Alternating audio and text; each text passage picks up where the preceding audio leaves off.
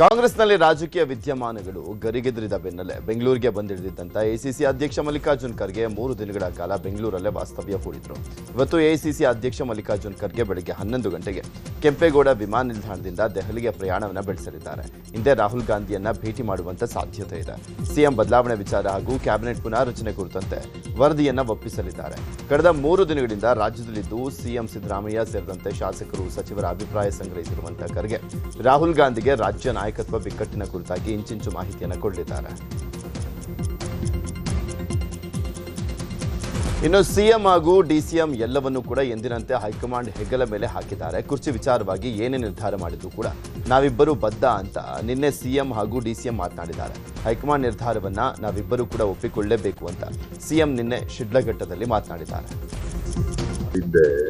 ರೀಸಫಲ್ ಮಾಡಲಿಕ್ಕೆ ಹೋಗಿದ್ದೆ, ಅವ್ರು ಏನಂತ ಹೇಳಿದ್ರು, ಮಾಡುವಂತ ಹೇಳಿದ್ರು. ಈಗ 5 ತಿಂಗಳಿದೆ. ಆಮೇಲೆ ನಾನು ಹೇಳಿದೆ 2.5 ವರ್ಷ ತುಂಬಲಿ, ಆಮೇಲೆ ಮಾಡೋಣ ಅಂತ ಹೇಳಿದೆ. ಗೊತ್ತಾಯ್ತಾ? ಈಗ ಹೈಕಮಾಂಡ್ ಅವ್ರು ಏನು ಹೇಳ್ತಾರೆ ಅದನ್ನ ನಾವು ಕೇಳೋದು. ನಮ್ಮಲ್ಲಿ ಹೈಕಮಾಂಡ್ ಇದೆ. ಹೈಕಮಾಂಡ್ ತೀರ್ಮಾನ ಮಾಡಿದ್ರೆ ಏನು ನನ್ನನ್ನೇ ಮುಂದುವರಿಸಿ ಅಂತಂದ್ರೆ ಮುಂದುವರಿತೀವಿ. ಗೊತ್ತಾಯ್ತಾ? ಹೈಕಮಾಂಡ್ ಏನು ತೀರ್ಮಾನ ಮಾಡ್ತಾರೆ ಅಂತಿಮವಾಗಿ ಹೈಕಮಾಂಡ್ ಹೈಕಮಾಂಡ್ನವರು ಏನು ತೀರ್ಮಾನ ಮಾಡ್ತಾರೆ ಅವಂತ. ಕೊಚ್ಚಿಯಿಂದ ಬೆಂಗಳೂರಿಗೆ ಆಗಮಿಸಿರುವ ಎಐಸಿಸಿ ಪ್ರಧಾನ ಕಾರ್ಯದರ್ಶಿ ವೇಣುಗೋಪಾಲ್ ಕೆಂಪೇಗೌಡ ಅಂತಾರಾಷ್ಟ್ರೀಯ ವಿಮಾನ ನಿಲ್ದಾಣದ ಬಳಿ ಇರುವ ತಾಜ್ ಹೋಟೆಲ್ನಲ್ಲಿ ವಾಸ್ತವ್ಯ ಹೂಡಿದರು. ಈ ವೇಳೆ ರಾಜ್ಯ ನಾಯಕರು ವೇಣುಗೋಪಾಲ್ ಅವರನ್ನ ಭೇಟಿಯಾಗಿದ್ದಾರೆ. ಇನ್ನು ಕೆಲವೇ ಕ್ಷಣಗಳಲ್ಲಿ ವೇಣುಗೋಪಾಲ್ ವಯನಾಡಿಗೆ ತೆರಳುತ್ತಾರೆ. ಡಿಕೆಶಿ ಅವರನ್ನ ಸಿಎಂ ಮಾಡಲೇಬೇಕು ಅಂತ ಒತ್ತಾಯಿಸಿ ಶಾಸಕ ಮಾಗಡಿ ಬಾಲಕೃಷ್ಣ ನೇತೃತ್ವದಲ್ಲಿ ಡಿಕೆಶಿ ಬಣದ 6 ಶಾಸಕರು ಮೊನ್ನೆ ದೆಹಲಿಗೆ ಹೋಗಿದ್ರು. ಆದರೆ ದೆಹಲಿಯಿಂದ ಬೆಂಗಳೂರಿಗೆ ಶಾಸಕಿ ನಯನಾ ಮೋಟಮ್ಮ ನಿನ್ನೆ ವಾಪಸ್ ಆಗಿದ್ದಾರೆ. ಮಾಧ್ಯಮಗಳ ಕ್ಯಾಮೆರಾ ಕಂಡು ತಬ್ಬಿಬ್ಬಾದಂಥ ಶಾಸಕಿ ನಯನಾ ಮೋಟಮ್ಮ ಎಲ್ಲರೂ ಅಲ್ಲೇ ಇದ್ದಾರಲ್ಲ, ಯಾರು ಏನು ಹೇಳಿದ್ರು, ಏನು ಇಲ್ಲಪ್ಪ, ಇದೊಳ್ಳೆ ಕತೆ ಆಯ್ತಲ್ಲ ಅಂತ ಹೇಳಿದ್ದಾರೆ.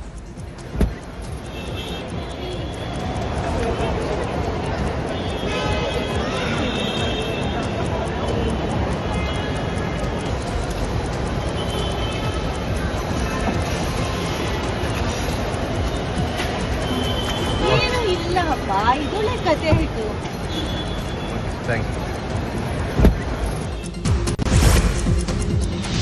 ಡಿಸಿಎಂ ಡಿಕೆಶಿ ಅವರನ್ನ ಮುಖ್ಯಮಂತ್ರಿ ಸ್ಥಾನ ನೀಡಬೇಕು ಅಂತ ಒತ್ತಾಯ ಮಾಡಲಾಗಿದೆ. ಕೋಲಾರ ಮಾಲೂರು ಕಾಂಗ್ರೆಸ್ನಿಂದ ಸಾಮಾಜಿಕ ಜಾಲತಾಣಗಳಲ್ಲಿ ಒತ್ತಾಯ ಮಾಡಲಾಗಿದೆ. ಒಕ್ಕಲಿಗ ಸಮಾಜದ ಶಾಸಕರಾಗಿರುವ ಮಾಲೂರು ಶಾಸಕ ಕೆವೈ ನಂಜೇಗೌಡ ಬೆಂಬಲಿಗರು ಡಿಕೆ ಶಿವಕುಮಾರ್ ಅವರನ್ನೇ ಸಿಎಂ ಆಗಿ ಮಾಡಬೇಕು ಅಂತ ಒತ್ತಾಯ ಮಾಡಿದ್ದಾರೆ. ನಿಷ್ಠಾವಂತ ಕಾಂಗ್ರೆಸ್ ನಾಯಕ ಅಂದ್ರೆ ಅದು ಡಿಕೆಶಿ ಅಂತ ಪೋಸ್ಟ್ ಮಾಡಿ ಒತ್ತಾಯಿಸಲಾಗಿದೆ. ರಾಜ್ಯದಲ್ಲಿ ಪವರ್ ಶೇರಿಂಗ್ ವಿಚಾರವಾಗಿ ಎಚ್.ಕೆ. ಪಾಟೀಲ್ ಪ್ರತಿಕ್ರಿಯೆಯನ್ನು ಕೊಟ್ಟಿದ್ದಾರೆ. ಸಚಿವರು ಶಾಸಕರು ಅಭಿವೃದ್ಧಿ ವಿಚಾರವಾಗಿ ದೆಹಲಿಗೆ ಹೋಗಿರಬಹುದು. ನಾಯಕತ್ವ ಬದಲಾವಣೆ ವಿಚಾರದ ಬಗ್ಗೆ ನಾನು ಮಾತನಾಡಿಲ್ಲ. ನಾನು ಈ ವಿಚಾರವಾಗಿ ಮಾತನಾಡಬಾರದು ಅಂತ ಎಸಿಸಿ ಅಧ್ಯಕ್ಷರ ಸೂಚನೆ ಇದೆ. ಆದ್ದರಿಂದ ಯಾವುದೇ ಮಾತುಗಳನ್ನು ಕೂಡ ನಾವು ಮಾತನಾಡೋದಿಲ್ಲ ಅಂತ ಹೇಳಿದರು.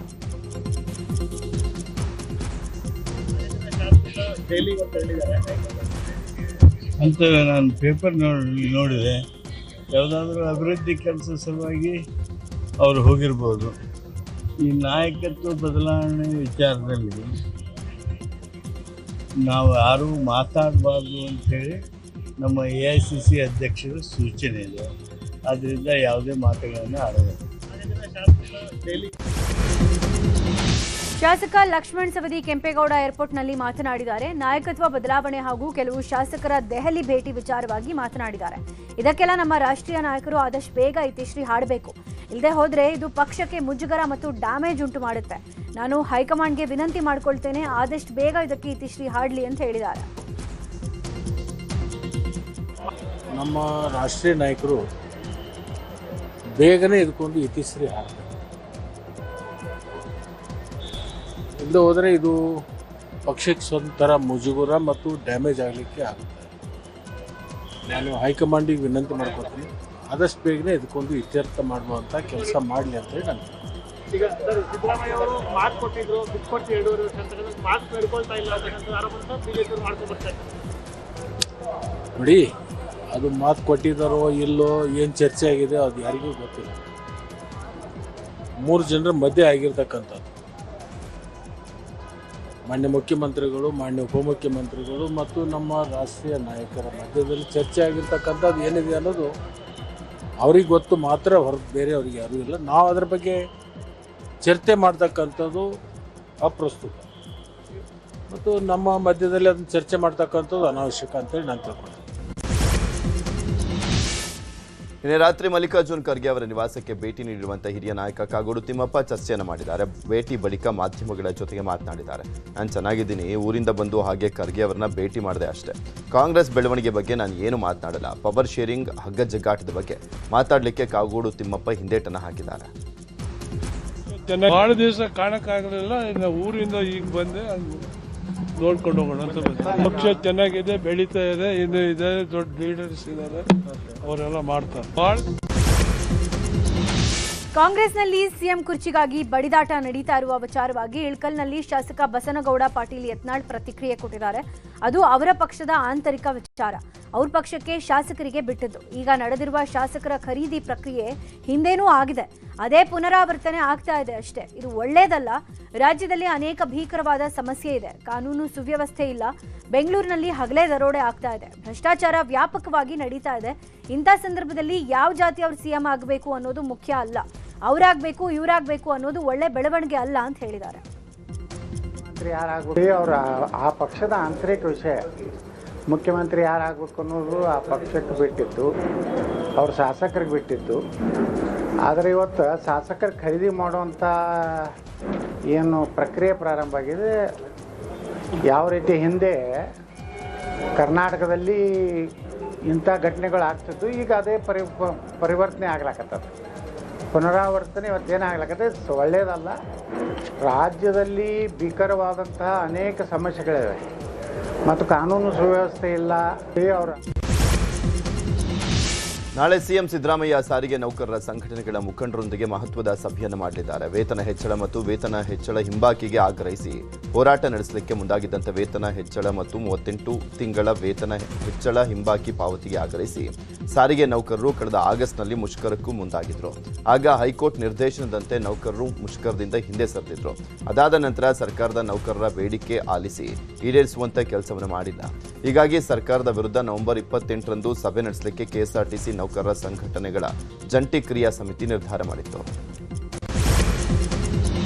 ನವೆಂಬರ್ 28ಕ್ಕೆ ಪ್ರಧಾನಿ ಮೋದಿ ಉಡುಪಿ ಶ್ರೀಕೃಷ್ಣ ಮಠಕ್ಕೆ ಭೇಟಿ ಕೊಡ್ತಾರೆ. ಹೀಗಾಗಿ ಜಿಲ್ಲೆಯಾದ್ಯಂತ ಒಂದು ದಿನದ ತುರ್ತು ಹಾಗೂ ಸ್ಥಳೀಯ ರಜೆ ಘೋಷಣೆ ಮಾಡಬೇಕು ಅಂತ ಉಡುಪಿ ಶಾಸಕ ಯಶ್ಪಾಲ್ ಸುವರ್ಣ ಆಗ್ರಹಿಸಿದ್ದಾರೆ. 3 ದಶಕದ ಬಳಿಕ ಚುನಾವಣಾ ಪ್ರಚಾರವನ್ನು ಹೊರತುಪಡಿಸಿ ಇದೇ ಮೊದಲ ಬಾರಿಗೆ ಪ್ರಧಾನಿಯೊಬ್ಬರು ಉಡುಪಿಗೆ ಬರ್ತಾ ಇರೋದು.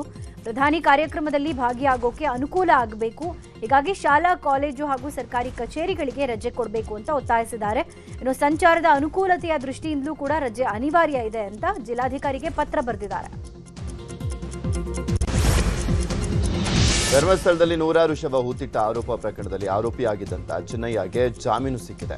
ದಕ್ಷಿಣ ಕನ್ನಡ ಜಿಲ್ಲಾ ಸತ್ರ ನ್ಯಾಯಾಲಯ ಜಾಮೀನು ಮಂಜೂರು ಮಾಡಿದೆ. 1 ಲಕ್ಷ ರೂಪಾಯಿ ಬಾಂಡ್, 2 ಶ್ಯೂರಿಟಿ ಸೇರಿದಂತೆ 12 ಷರತ್ತುಗಳನ್ನು ಹಾಕಿ ಜಾಮೀನು ಮಂಜೂರು ಮಾಡಲಾಗಿದೆ. ಪ್ರಕರಣಕ್ಕೆ ಸಂಬಂಧಪಟ್ಟಂತೆ ಚಿನ್ನಯ್ಯನನ್ನ ಬಂಧಿಸಿ ಶಿವಮೊಗ್ಗ ಜೈಲಿನಲ್ಲಿ ಇಡಲಾಗಿತ್ತು. ಮನೆ ಕೆಲಸದ ಮಹಿಳೆಯ ಮೇಲಿನ ಅತ್ಯಾಚಾರ ಪ್ರಕರಣದಲ್ಲಿ ಜೀವನ ಪರ್ಯಂತ ಜೈಲು ಶಿಕ್ಷೆ ಪ್ರಶ್ನಿಸಿರುವ ಪ್ರಜ್ವಲ್ ರೇವಣ್ಣ ಅರ್ಜಿ ವಿಚಾರಣೆ ಇವತ್ತು ಹೈಕೋರ್ಟ್ನಲ್ಲಿ ನಡೆಯಲಿದೆ. ನ್ಯಾಯಮೂರ್ತಿಗಳಾದ ಕೆಎಸ್ ಮುದಗಲ್ ಮತ್ತು ಟಿ ವೆಂಕಟೇಶ್ ನಾಯಕ್ ವಿಭಾಗೀಯ ಪೀಠ ಅರ್ಜಿ ವಿಚಾರಣೆ ಮಾಡುತ್ತೆ. ಇನ್ನು ನಿನ್ನೆ ಪ್ರಜ್ವಲ್ ಅರ್ಜಿಗೆ ಪ್ರಾಸಿಕ್ಯೂಷನ್ ಪರ ಎಸ್ಪಿಪಿ ರವಿವರ್ಮ ಕುಮಾರ್ ಆಕ್ಷೇಪ ವ್ಯಕ್ತಪಡಿಸಿದ್ದಾರೆ. ಪ್ರಜ್ವಲ್ಗೆ ಜಾಮೀನು ನೀಡಿದ್ರೆ ಸಮಾಜಕ್ಕೆ ಕಂಟಕವಾಗುತ್ತೆ ಅಂತ ವಾದ ಮಂಡಿಸಿದ್ದಾರೆ. ಇವತ್ತು ಮತ್ತೆ ವಿಚಾರಣೆ ಮುಂದುವರಿಯುತ್ತೆ. ಬೆಂಗಳೂರಿನಲ್ಲಿ 7.11 ಕೋಟಿ ದರೋಡೆ ಪ್ರಕರಣದ ಸಂಬಂಧ ಪೊಲೀಸರು ಈವರೆಗೂ 6.55 ಕೋಟಿ ಹಣವನ್ನು ರಿಕವರಿ ಮಾಡಿದ್ದಾರೆ. ಇನ್ನೂ 56 ಲಕ್ಷ ಹಣವನ್ನು ರಿಕವರಿ ಮಾಡಬೇಕಾಗಿದ್ದು ಸದ್ಯ ಆರೋಪಿಗಳನ್ನು ತೀವ್ರ ವಿಚಾರಣೆಗೆ ಒಳಪಡಿಸಲಾಗಿದೆ. ಉಳಿದ ಹಣ ಎಲ್ಲಿದೆ ಅನ್ನುವಂಥದ್ರ ಬಗ್ಗೆ ವಿಚಾರಣೆಯನ್ನು ಮಾಡ್ತಿದ್ದಾರೆ.